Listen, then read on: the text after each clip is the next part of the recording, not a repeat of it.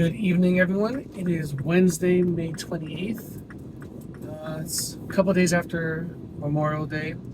My last video I made was actually a couple days before, so it's been almost a week since I made a video. It's been a long week. To catch everyone up to speed, I've had two deals fall apart at the last second. Well, not the last second, the last minute for different reasons.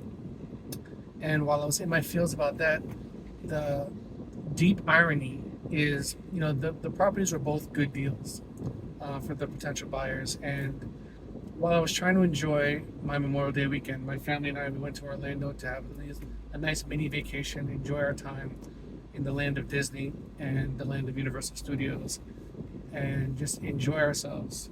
The weather was nice. We got to enjoy ourselves. We actually caught up with some friends from out of state that were there at the same time. But while I was trying to enjoy myself and enjoy just a non-real estate weekend, normally I'm doing a bunch of open houses and making calls. Both buyers for both deals started calling me back, or their agents started calling back. In fact, for one of the deals, it was actually the buyer. It's an investor, so they called me directly, seeing how we can resuscitate the deal. And for this one was the quadplex in Tampa.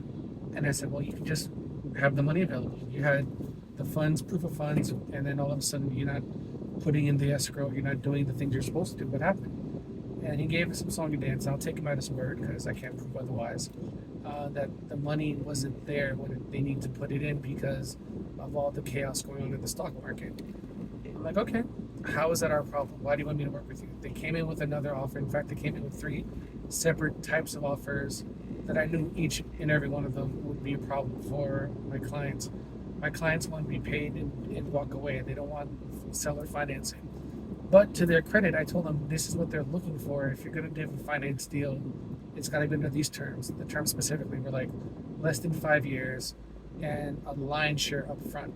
So they came back with a 65% down offer and payments over the next 3 years.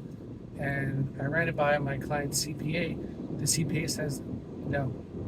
Specifically, it was the details about being in second possession, and they wanted cash. The client has resettled, they want cash, or whatever financing on the buyer side, they want to be paid and walk away. They don't want to hold a note.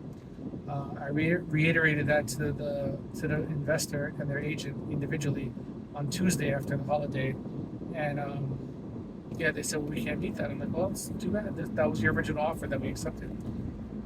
The buyer for the duplex I have in St. Petersburg, they came back. I had informed the buyer's agent that, hey, just so you know, I know you walked away from the deal.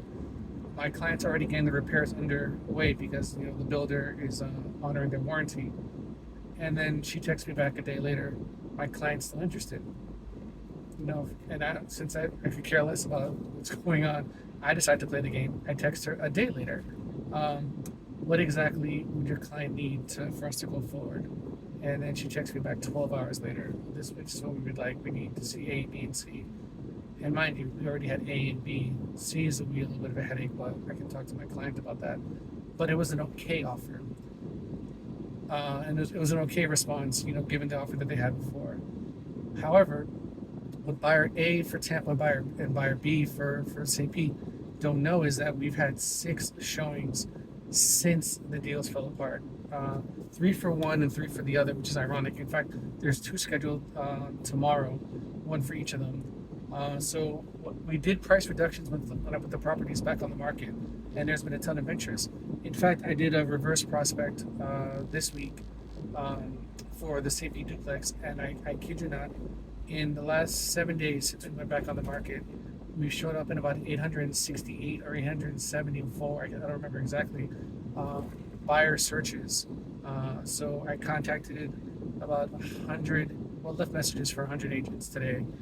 That's a grind, calling them each agent individually because agents, for whatever reason, don't pick up their phone. But we had tons of activity. During my vacation, I was getting hit up with requests to show each of the properties, and I've been scheduling them. And I'm like, all right, whatever you don't want, someone else might like. So I'd like to think by this time next week, I would have enough of those showings that one of those individuals or one of those agents will put in an offer for each property, and we might be back at square one in a good way. So It's the initial high of having multiple deals in contract, the low of watching them both fall apart within a few days of each other, the weird upswing when they're both coming back saying, hey, we still want to work with you. We just need A, B, and C. And I'm like, okay. And then on the other end, strangers coming and saying, we want to see the property. We want to see the property. I have a buyer interested. I have an investor interested. And I'm like, okay. So it is the ups and downs of real estate. It is the weird thing, and the thing is, you cannot get emotional. You cannot get annoyed, even though I still am. You cannot be upset, even though for some aspects I am. You're really supposed to be ice cold and celebrate once you're at the closing table at the title company or otherwise, and everyone's finished signing their documents, and then you get your check or wire, and you're done with that transaction. That is when you should be emotional and celebrate and buy caviar, steak, or Nikes or whatever. Like that's when you should be jubilant. But until everything's done and signed, until there's a written offer, there's a deposit, there's the milestones that are hit, and everything else, until you're at the closing table and everything's signed and dusted, and you get your check or your funds in whatever way, that's when you should celebrate. And this pair of transactions has taught me that it is cool to get offers, it is cool to get a lot of interest, it is cool to get yourself in that position where you're managing all these things. But honestly, it's better to just handle it very dispassionately. And regardless of how you might feel one way or the other, just take it as it's going. Make sure you hold the deal together so that nothing falls apart. But literally don't feel anything emotionally, or at least I should no longer feel anything up or down until we're done. And that's a hard lesson that I had to learn. I've learned that lesson. It's been burned into my psyche. So when each of the agents contacted me, and when the client contacted me as well, the buyer, the initial buyer, I was very dispassionate. A, I was annoyed. I mean, I was honestly annoyed because I was trying to enjoy my time in Orlando. But B, I was more like, you've walked away once, you might walk away again. Here's what we need to know that you're not going to walk away. And I didn't have to contact my clients. They were very clear with me beforehand. And neither one of them expected any of them to come back. But they told me, if you get a call about A, B, or C over the weekend, this is what we're looking for. So that was very clear. They came back, and hopefully by this time next week, like I said, I can celebrate being back under contract. Celebrate without the emotion, obviously.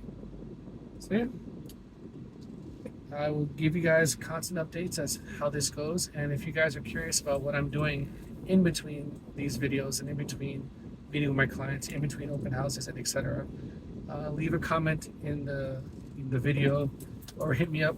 Send me an email, send me a DM, or send me a text. I'll let you know how I go about my day and how I'm trying to build my business. This is Christian Abush, licensed agent with Real Broker, signing out. Peace.